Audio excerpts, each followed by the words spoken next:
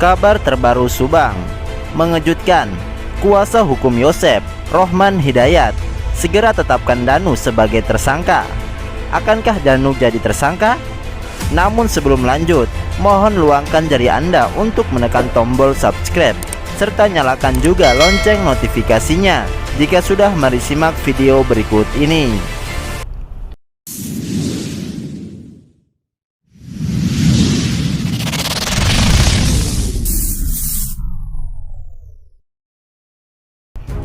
Memasuki hari ke-78 peristiwa pembunuhan ibu dan anak yang berada di Subang, sampai saat ini masih belum menemukan titik terang. Tapi fakta mulai mengerucut pada Danu yang sekarang menjadi saksi kunci dan kemungkinan mengarah menjadi tersangka. Polisi masih terus berusaha dan tidak gegabah dalam menangani kasus Subang ini.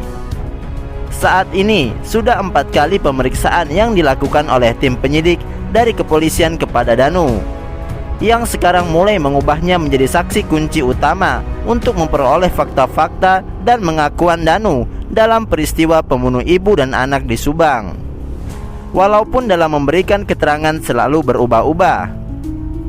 Dalam pemanggilan lanjutan ketiga hari Senin 1 November 2021, Danu hadir didampingi tim pengacara dari ATS Law Firm.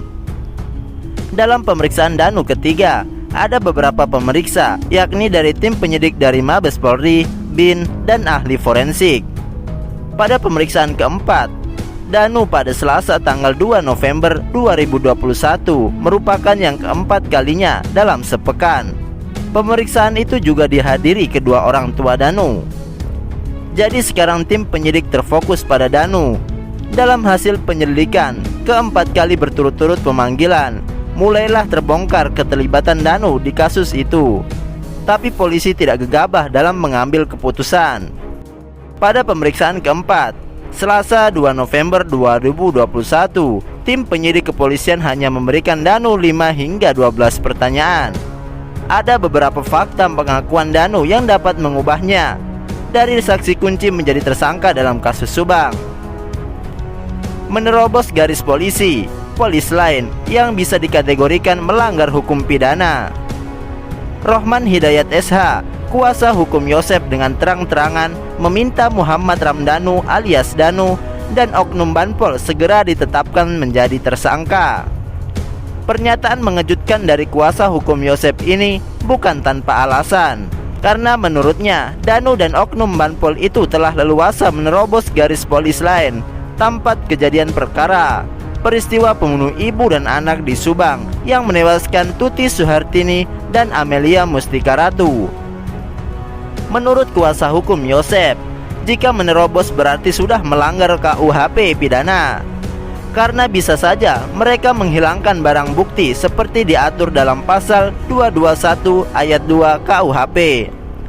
Rohman Hidayat pun membuat pernyataan itu karena sebelumnya kuasa hukum Danu Ahmad Taufan mengakui bahwa Danu disuruh oknum Banpol untuk masuk ke TKP pembunuh ibu dan anak di Subang. Yang jelas setelah di polis lain, siapapun tidak boleh masuk ke TKP, dan barang siapa yang masuk itu sudah melanggar KUHP dan bisa dijadikan tersangka. Makanya saya minta polisi segera menetapkan Danu dan oknum Banpol sebagai tersangka, ungkap Rohman. Membersihkan bak mandi di tempat kejadian perkara, Danu mengaku bahwa ia disuruh seseorang yang diduga Banpol dan sekarang lagi diusut oleh tim penyidik kepolisian akan kebenaran pengakuan Danu tersebut.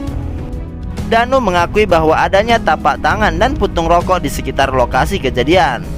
Tapak tangan Danu di sekitar lokasi karena dia disuruh untuk membantu membuka pintu yang susah dibuka oleh pihak Banpol dan tidak memakai sarung tangan. Adanya sidik jari di dalam mobil. Mengenai sidik jari Danu di mobil tempat pembunuhan, Danu mengaku sempat diajak oleh polisi, disuruh sama polisi ikut. Danu juga tadinya nggak mau ikut, tapi ikut aja, nurut, ungkap Danu. Ahmad Taufan menjelaskan, alasan Danu tidak konsisten dalam memberikan pernyataan tersebut dikarenakan Danu kelelahan dan terganggu dalam psikologis.